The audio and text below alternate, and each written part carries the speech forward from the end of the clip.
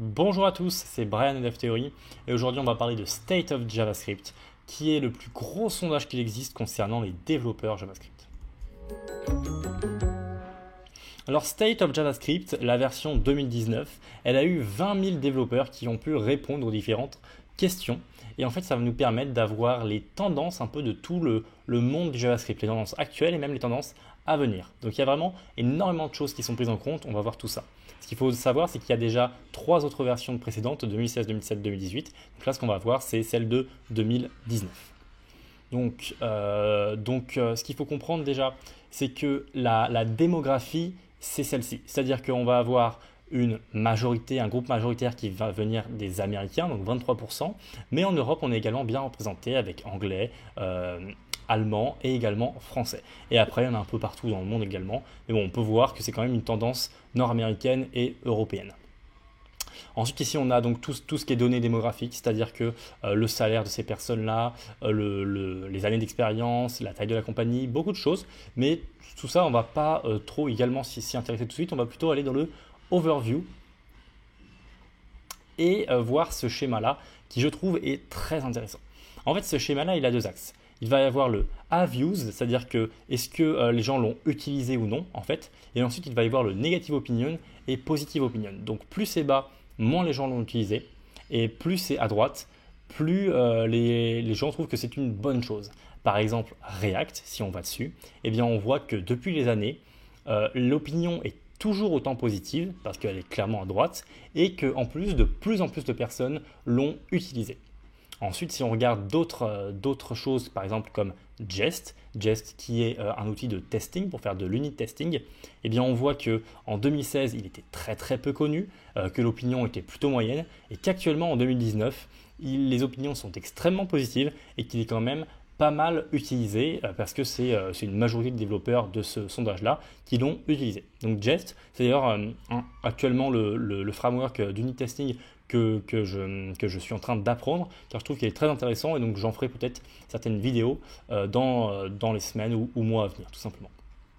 On peut voir également GraphQL qui également fait que d'augmenter et il est clairement très très positif. Et ensuite on peut voir d'autres frameworks comme Angular qui n'a fait que baisser en opinion depuis ces quelques années. Et ensuite par exemple Vue.js qui a légèrement baissé en 2019 par rapport à 2018. Et on peut voir d'autres, un peu des nouveaux, comme Svelte ici, Svelte qui est tout nouveau, donc il est là en 2019, et il a une opinion moyenne, entre moyenne et positive, disons. Et en tout cas, très peu de personnes l'ont utilisé. Donc ça, c'est un graphique déjà intéressant en soi. Maintenant, on va voir les front-end frameworks, c'est-à-dire ceux qui sont le plus, qui ont le plus d'intérêt et qui ont le plus de satisfaction également. Ça prend en compte l'awareness, l'intérêt et la satisfaction. On voit qu'en 2016, il n'y en avait que 4, React, Vue.js et Angular Ember, excusez-moi. Et en 2019, on en a déjà beaucoup plus. Et Svelte, qui vient d'arriver, est déjà deuxième au niveau de ce ranking-là. Donc React est toujours premier et l'a quasiment toujours été, à part en 2018. Mais on a quand même du React, Svelte, Vue.js, Preact, Angular, Ember. Donc c'est eux les principaux. Et donc on voit que les trois premiers en termes d'intérêt, de satisfaction et de est-ce que je le connais ou non, eh bien c'est React, Svelte et Vue. Angular est clairement avant-dernier dans ce classement-là en fait. Si on descend un peu, on a un autre type de graphique qui est hyper intéressant également. On a la première donnée qui est je l'ai utilisé et je vais continuer d'utiliser. Là, on voit que React est clairement en pleine domination sur ce point de vue-là. Ensuite, on a je l'ai déjà utilisé, mais je ne veux plus l'utiliser. Donc vraiment, les gens qui ont fait des petits tests mais qui ne veulent pas aller dessus. Donc là, on voit que Angular, hélas, est majoritaire sur ce point-là. Ensuite, j'en ai entendu parler et je veux l'utiliser. Ici, on a Svelte qui est vraiment majoritaire au niveau de ça, au niveau des personnes bien sûr qui connaissent Svelte. Et ensuite, on a également, j'en ai entendu parler et ça ne m'intéresse pas. Donc là, Ember est clairement majoritaire là-dessus et pour le coup, j'ai le même avis sur Ember. Et ensuite, j'en ai jamais entendu parler, Preact et Svelte qui sont à peu près pareils. Donc ça, c'est un autre graphique un peu intéressant pour voir donc les tendances en fait, qu'il va y voir. Ensuite, ici, on a encore plus de précision concernant salaire, company size et année d'expérience. On a également l'overall happiness qui peut être intéressante.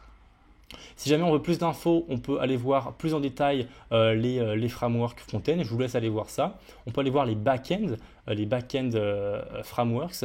On voit que le premier, c'est Express, qui depuis 2017 est premier parce que c'est clairement le plus utilisé au niveau de Node.js. Ensuite, on a Next.js, Nuxt, Gatsby, Koa, Feathers, Meteor et Sails. Donc Express, voilà, qui est clairement le premier là-dessus.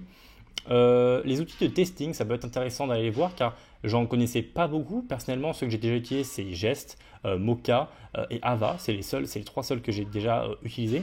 En Storybook, je ne savais même pas que ça existait avant d'aller voir State of JS 2019. Donc on peut voir que Cypress est là, Puppeteer également, qui vient d'arriver cette année et qui est déjà quatrième, très intéressant. Ensuite, on va voir Jasmine, Enzyme, etc. Une autre chose qui peut être intéressante, c'est tout ce qui est mobile, donc pour faire de l'application mobile. Electron, qui est clairement le premier, et c'est très compréhensible. Electron, c'est vraiment la base quand on veut faire de l'application mobile. Derrière, il y a React Native, Native Apps, Expo, Ionic, qui est là, qui avant était quatrième, maintenant qui a un peu descendu depuis l'arrivée d'autres frameworks. NW.js et Cordova également. Et on peut voir également d'autres outils, c'est-à-dire les outils les plus utilisés, Lodash, Moment, DigiQuery, Date, FNS. Ça, je ferai probablement une vidéo là-dessus également. Et d'autres outils encore, vraiment, il y a beaucoup de choses. Et ce que je trouve intéressant, c'est également les awards, c'est-à-dire qu'est-ce qui va être disons, c'est quelques trophées qu'ils ont donnés en fait à certaines technologies. Par exemple, la feature la plus adaptée, la plus adoptée cette année par les développeurs, eh bien, ça va être l'Eurofunction. L'Eurofunction, elle est adoptée par 97% des utilisateurs, ou du moins des personnes qui ont voté dans ce sondage-là. C'est quand même une énorme majorité. Voilà. À l'instant où l'Eurofunction est arrivée dans la syntaxe de JavaScript, elle a été adoptée par la majorité des développeurs. Ensuite, la technologie la plus utilisée, eh bien, c'est React. React est clairement la technologie la plus utilisée parmi les développeurs JavaScript. Ensuite, au niveau de la satisfaction la plus élevée, donc ceux qui ont un pourcentage de satisfaction le plus élevé, eh bien, c'est Jest. C'est un unit testing framework. C'est Jest. Derrière, on va avoir GraphQL à 94% et après Cypress à 93%. Ensuite, l'intérêt le plus haut, ce que l'on veut apprendre, eh bien, ça va être GraphQL. GraphQL, les gens ont un intérêt très haut dessus. Donc, c'est également intéressant pour moi, pour la chaîne YouTube, pour savoir comme ça quels sont les sujets de vidéo possibles. Le highest interest intéressant, donc GraphQL. Derrière, il y a Jest et ensuite Apollo. Donc, c'est également lié à GraphQL. Ensuite, la ressource la plus utilisée, eh bien, ça va être Stack Overflow. Stack Overflow, tout le monde le connaît si on a déjà eu un bug et qu'on a écrit quelque chose sur Google ou n'importe quel moteur de recherche. Donc Stack Overflow, très intéressant. On voit que derrière, il y a MDM, donc la documentation de Mozilla. Et ensuite, CSS-Tricks.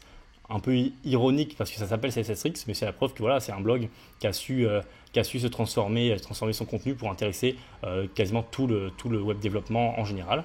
Et ensuite, il y a le Prediction Award. Prediction Award, c'est la technologie que l'on sent qui va monter dans les années qui vont venir. Et pour le coup, c'est Svelte. Svelte, vraiment, c'est compréhensible que ce soit Svelte car on voit qu'il est déjà assez apprécié et qu'il est déjà assez haut au niveau de la satisfaction et de l'intérêt, etc. Derrière, il y a Nest.js et Stencil. Donc voilà, c'était à peu près tout. On peut aller voir la conclusion. Mais si jamais vous voulez plus avoir de détails là-dessus, je vous mets le lien de ce site-là en description. En parlant de lien en description, si jamais vous voulez être un peu plus confiant lorsque vous développez en JavaScript, j'ai créé un cours gratuit qui démystifie le fonctionnement du JavaScript. Donc si jamais ça vous intéresse, c'est le premier lien en description. En attendant, je vous souhaite une bonne journée et puis on se retrouve dans une autre vidéo de Dev Theory.